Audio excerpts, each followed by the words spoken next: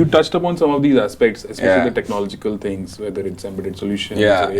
What are those ones? Let's dive in a little bit about that. What are these new age technologies that we hear about, and how is that coming into fintech, firstly, or specifically in the context of Lendingkart? How are you bringing all of that stuff into our regular processes? So again, Ram, for this decade, right? Like for last decade, if you look at 10 to 20, all the institutions were trying to solve for 2-3 infrastructure things, right? The first infrastructure thing was, if you have to go digital, you had to solve for a need for a hardware, right? In developed economies, you have desktop laptops, which is there with people. In India, a small or micro business or a small salaried guy would not have access to a desktop laptop or anything like that. But mobile phone revolution did wonderfully well for us. Second thing that we were trying to solve in infrastructure was illiteracy, right? In literacy in India, it's not actually education, but it's 22 languages, right? Where businesses are run and schools are run, and you do businesses in those languages. You design one application form in English and the entire country is done in developed economies. We don't have that, right? So we had to solve for that. Third was access to data and authentic data, which could be digitally available to you. And you could give out a digital loan, right? We've had since ages, we've had websites of banks which would take your application form, but then still you had to submit a 5 kg plus file to the bank with all the papers and then get the loan done, right? So I think 10 to 20 went in solving for these infrastructure problems. Now we are at a stage where all of these problems have got solved.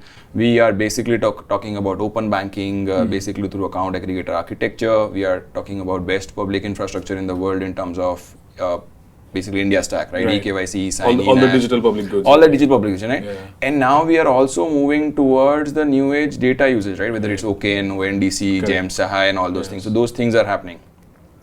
I think, Ram, for this decade, again, all the fintechs will have to solve for 3 things, right? The first thing that all of us will need to solve is now go totally to digital and cloud native, right? I think last decade was still a decade where all of us felt that the branches or number of people you had could be your strength. But now, what is your user UI, UX, how is your website, can he reach out to you conveniently in nooks and corners of the country, and access to finance is all based on cloud and digital nativity. Absolutely. Second important piece is, Ram, we haven't had our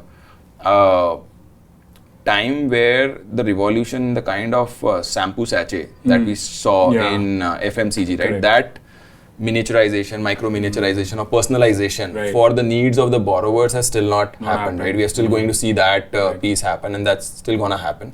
This is all possible with the data. This is all possible with the data that we all have and we are phenomenally using, right?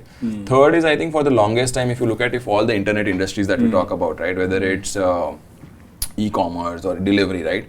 We tell that we are a generation of instant gratitude, right? And if your Swiggy order gets delayed by 15 minutes, we get hassled.